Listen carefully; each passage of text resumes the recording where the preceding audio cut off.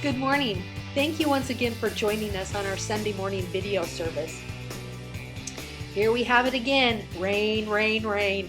At least it's warm rain. That's one good thing about it. It's not freezing cold outside. Anyway, thank you for joining us. I just have a couple of things to go over, as you probably already have heard me say dozens of times. Our men's group is meeting on Monday nights at 6:30 here at the Father's house and on Zoom. Our ladies group is still meeting on Thursday nights at 6:30 on Zoom. We're finishing up our book on Amos though, so we'll have to come up with something we're going to do next. Maybe we'll take a little break in between, and if you'd like to be a part of the next one, we'd love to have you join us. Today is our Mission Sunday, so you know the drill. You can go to thefathershouse.org, click on the giving button, set it up as a one-time or a recurring gift. You can give to our missions that way. There's a drop-down button for Argentina and India on there. You can mail a check to the Father's House at 133 Bernal Road, San Jose, California, 95119.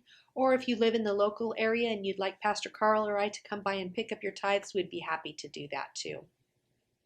And that's really all I have to cover today. So short and sweet, and we'll turn the time over to Pastor Carl. Well, good morning, Father's House. How are you guys doing today? Like I always say, I bet you guys are doing great.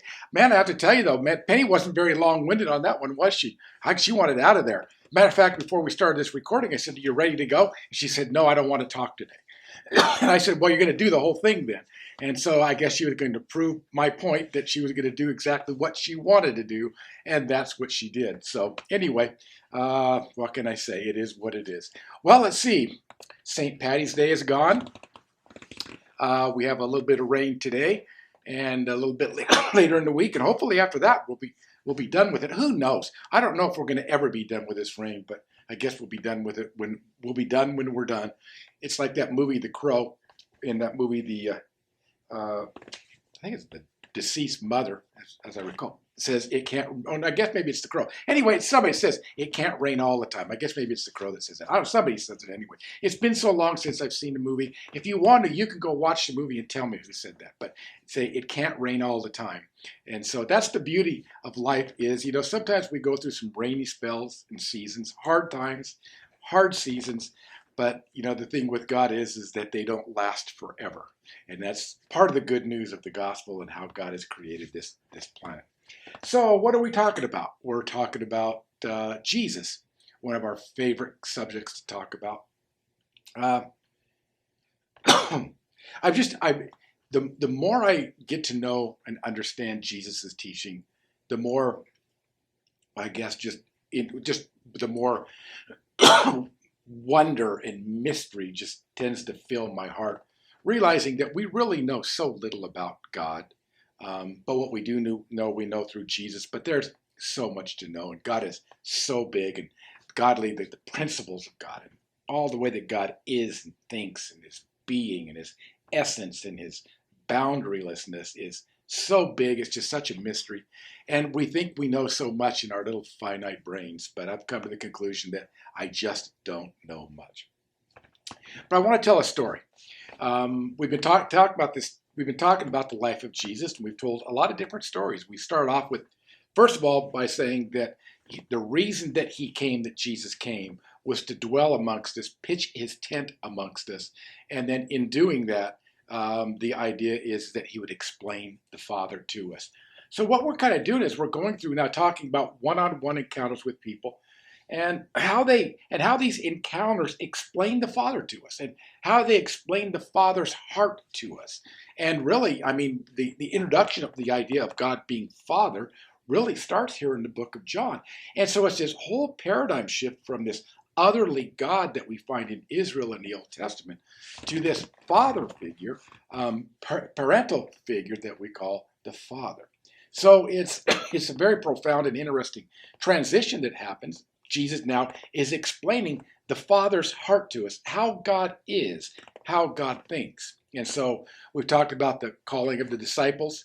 We talked about the woman at the well, the woman caught in adultery.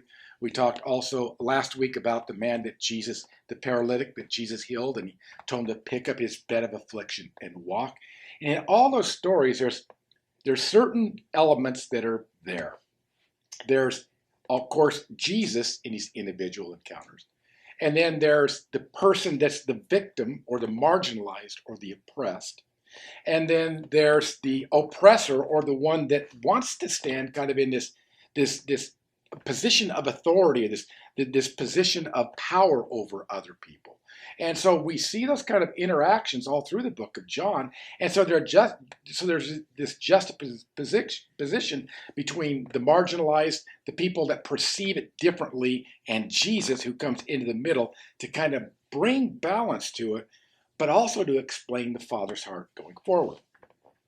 So today we're going to talk about a story, and I'm going to tell a little bit of it first because otherwise the text would be too long, about a man that was born blind. And we'll pick it up in the Gospel of John chapter 9. And again, it's this individual man that Jesus wants to deal with. Later we'll deal with his teachings, we'll deal with maybe some group dynamics, but right now what we're doing is in the study in Jesus, we're just looking at these one-on-one encounters where people come to believe in Jesus and they become followers or disciples. We talked about Nicodemus being a hidden disciple of Jesus. So the disciples are walking along with Jesus. And while they're walking, they say, hey, they see this man as they're going into the temple that's born blind. And they said, hey, Jesus, can we ask you a question? Who sinned, this man that's born blind or his parents?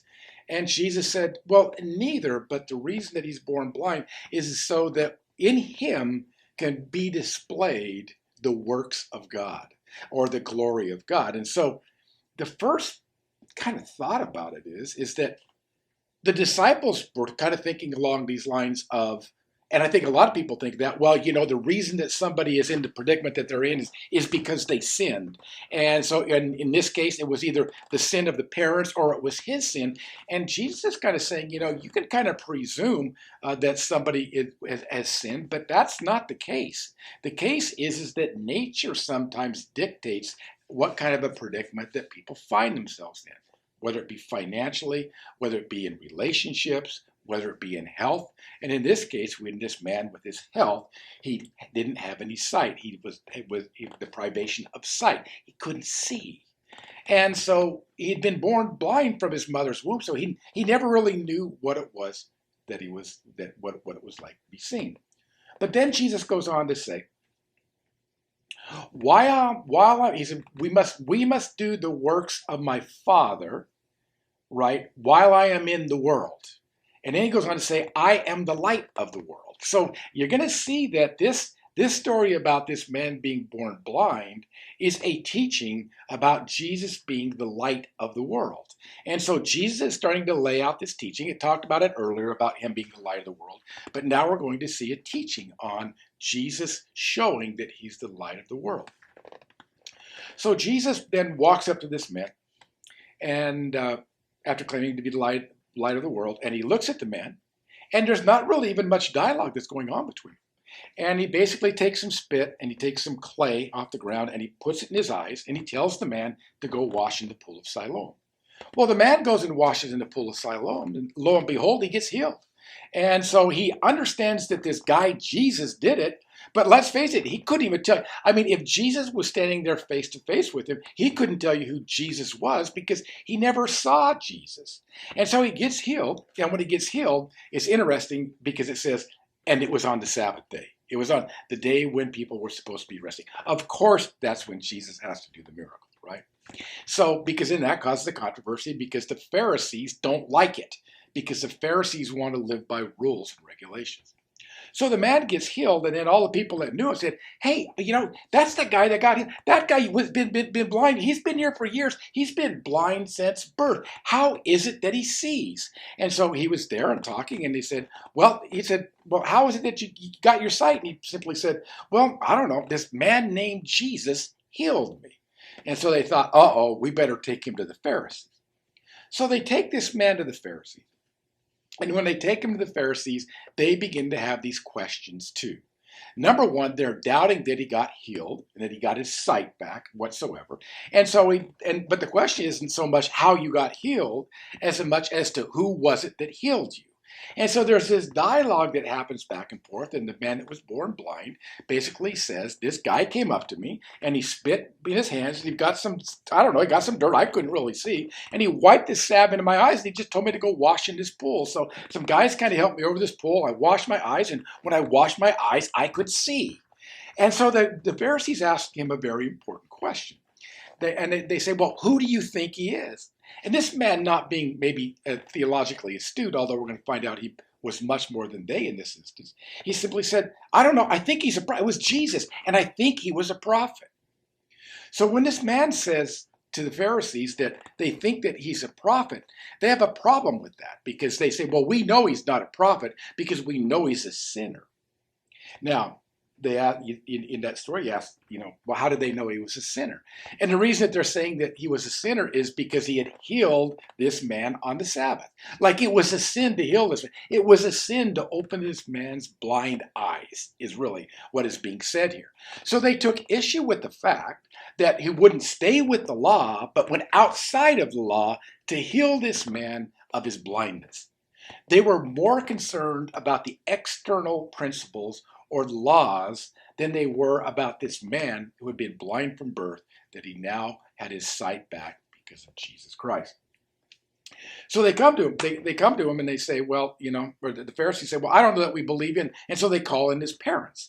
But they call in the parents, because the Pharisees have made it clear that anybody that follows or becomes a disciple of Jesus Christ, they're going to put out of the synagogue. So what they do is they come and they ask his parents. Well, his parents don't want to answer the question, because they know if they say, well, so they ask the question. They say, well, is this your son? They said, yes. They said, well, was he born blind? And they say, well, yes, he was born blind.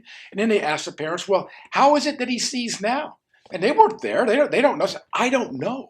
They said, why don't you ask him? He's of age. It's not like he can't answer for himself. And the text says that they did that because they didn't want to be thrown out of the synagogue.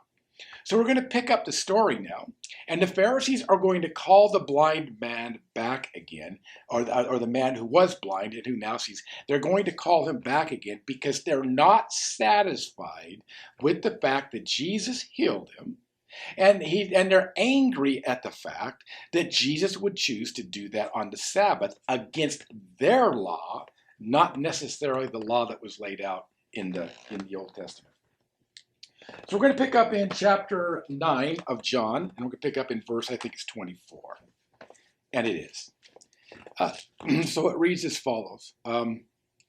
So a second time they called a man, as I said, who had been blind, and said to him, give glory to God, for we know that this man is a sinner. And he then answered, whether he is a sinner, I do not know. One thing I do, though, know, is I was blind, and now I see.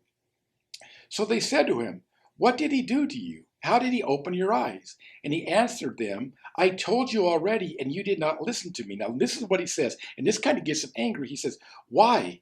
Do you want to hear it again? Or why do you want to hear it again? Do you want to become his disciples too? Do you? And they get mad about that. And it says they reviled him and said, you are his disciple, but we are disciples of Moses. We know that God has spoken to Moses, but as for this man, we do not know where he is from. The man answered and said to them, well, here is an amazing thing, that you do not know where he is from, and yet he opened my eyes. You know that God does not hear sinners, but if anyone is God-fearing and does his will, he hears him. Since the beginning of time, it has never been heard of that anyone opened the eyes of a person born blind. If this man were not from God, he could do nothing. They answered him, you were born entirely in sins, and you are teaching us. So they put him out. So they kicked him out of the synagogue. And it says, Jesus heard that they had put him out of the synagogue, and finding him, he said, do you believe in the Son of Man? And he answered, who is he, Lord, that I might believe in him? And Jesus said to him, you have both seen him, and he is the one who is talking to you. And he said, Lord, I believe. And he worshipped him. And Jesus said, for judgment I came into the world, so that those who do not see may see, and that those who see may become blind. those of the Pharisees who were with him heard these things and said to him, "We are not blind too, are we?" And Jesus said to them, "If you were blind, you would have no sin. But since you say we see, your sin remains." So that's an interesting text there. So let's put this into perspective. So the man comes back and they say to him, "Look, this man's a sinner." And and we know that we know that this man is a sinner. And so the man responds and says, whether he's a sinner or not, I don't know. But the only thing I can tell you is, and I love this line, it says, "I was blind, but now I see." And I love that. Let's go back for a minute. Remember, this story has to do with the fact that Jesus was saying he's the light of the world. And now with this man is saying, "I don't know about any of your theology. Alls I know was I was blind and now I have light. And I know it was caused by this person of Jesus Christ." And then they say, "Well, who are you to teach us? After all, you were born in sin." And so he asked him this question too about it. He says, "Why do you want to know this?" And he says, "Do you want to become his disciples too?" And that angered them because what was happening is he was moving. Now notice this progression in this individual. He moved from earlier calling Jesus a prophet. He's having this encounter now with the Pharisees, and he sees in this encounter that they don't believe in Jesus, but now he's moved to saying, apart from all of your theology, I think Jesus is right. And this is why I think he's right. Because I was blind and now I can see. So he moved from thinking Jesus was a prophet to thinking Jesus, or now he's a disciple or a follower of Jesus Christ. And then they go on saying, "Well, we're of Moses, and blah, blah, blah, blah. We know that Moses was from God." And so because this man makes such a stance and chooses to be a disciple of Jesus Christ, they say that they put him out, or they put him out of the synagogue. Now, we don't know if that means they put him out permanently, or if they just put him out for a while, or what that meant. But apparently it kind of looks like maybe they had just put him out of the synagogue altogether. And maybe not even for just a little time, but for an extended, for the rest of his life, potentially. So Jesus comes and finds him. And Jesus says some interesting things. First thing he says is, "Do you believe? Do you believe in the Son of Man?" And the guy says, and think about it, the guy knows that Jesus healed him, but he doesn't know what Jesus looks like. And so here Jesus is standing before him, asking him if he believes. And he says, "Well, I don't even know who he really is." And Jesus says, "I'm right here. I'm right in front of you. It's me who are talking to you." And one of the most profound things happens in that instance. It says he turned towards Jesus and he says, "I believe." It says, and he bowed down and worshiped him. So there's a transition that happens in this man when Jesus is explaining the light of the world. The first thing is that when Jesus came, if you go right back to the beginning of the story, when Jesus came and this man was sitting there, this man was doing nothing but minding his own business. He was there like he'd been there every other day, begging money so he could live. And so in the middle, he's not crying out to Jesus to heal him. He probably doesn't even know that Jesus is walking by. But it was Jesus, when he walked by, that saw this man that was blind and was going to demonstrate just how he is the light of the world. This is a great day for this man. And so in the midst of that, he comes to this man and he anoints him with this salve.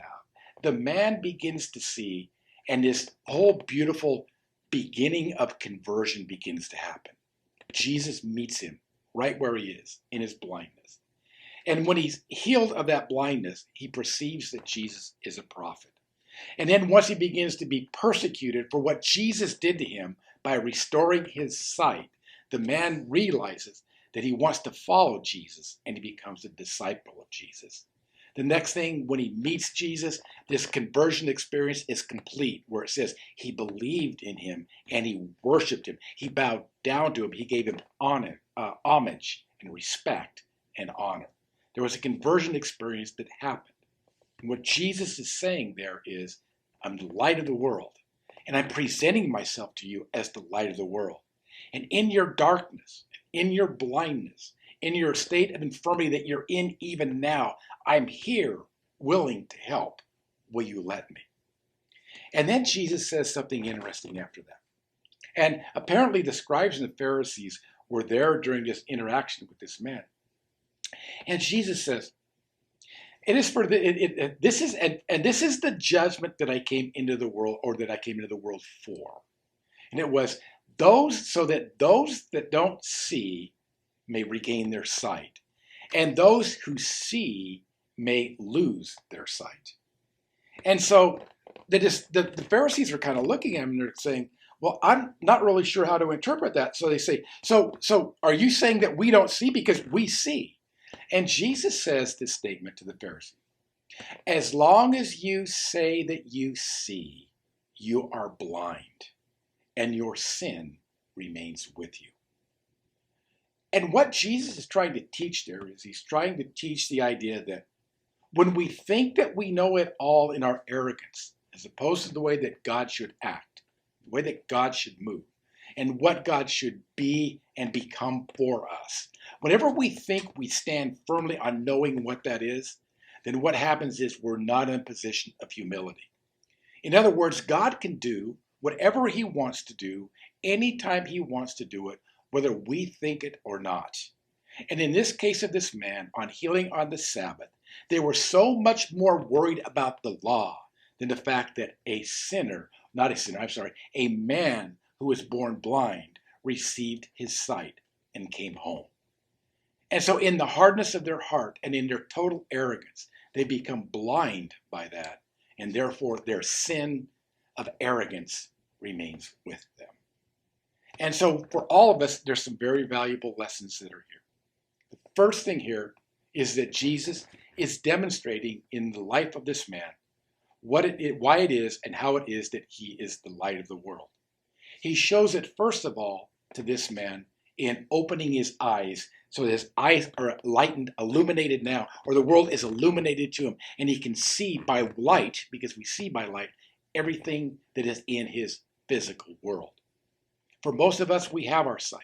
We understand what that is. But then in the midst of that, this man begins to believe in Jesus and receives him. And he receives all the benefits that Jesus wants to give him and worships him. But the other thing that's even probably more important here, and what the Pharisees missed, is that he wants to be the light of the world in our spiritual application as well. He talks about that later in the book of John and a little bit in Matthew, when he calls himself the light of the world. And he says in the book of John, I am the light of the world, and whoever walks with me or whoever follows me will not walk in darkness. He's talking there by his teachings and by his ways of not walking in spiritual darkness. And so really what he's teaching us here is two things. He's teaching us, number one, that he is the light of the world and the sustainer of this life, and that he can open the eyes of a blind man. And also, when we recognize that we're spiritually blind, that was the reason that he came, so that we could see, so he could restore our spiritual sight. But when we say spiritually, we already have it together. We already see. We already have the knowledge that we need. And what happens, Jesus says, is at that point, then you become blind. Today I've got to ask myself the question, how much do I really know about God? Maybe you're asking yourself that same question. How much do you really know about God? That's why I find this story of Jesus so fascinating. Every time I read it, I catch a little bit more of his humility, a little bit more of the love of God, a little bit more of the glimpse of why Jesus is the light of the world. But I want to tell you that I will never understand it all, nor will you. And that's why for us, spiritually, is to realize and always come to Jesus knowing that we're blind and that we want to see. We may have partial sight. We may see things vaguely, as the Apostle Paul says, but we want to see him face to face. Our glory, or our pilgrimage in God is from glory to glory. It's from a fuzzy sight to a little bit clearer of a sight. One day, we'll stand before God and see him face to face. But for us to not be blind, it means for us to admit that we are blind, and we're asking him to restore restore our sight. It's not because of sin. It's not because our parents sinned. It has nothing at all to do with that. It has to do with the fact that we're finite beings, and God wants to teach us some things afresh and anew. But that only begins when we humble ourselves before Him and admit our faulties and our weaknesses.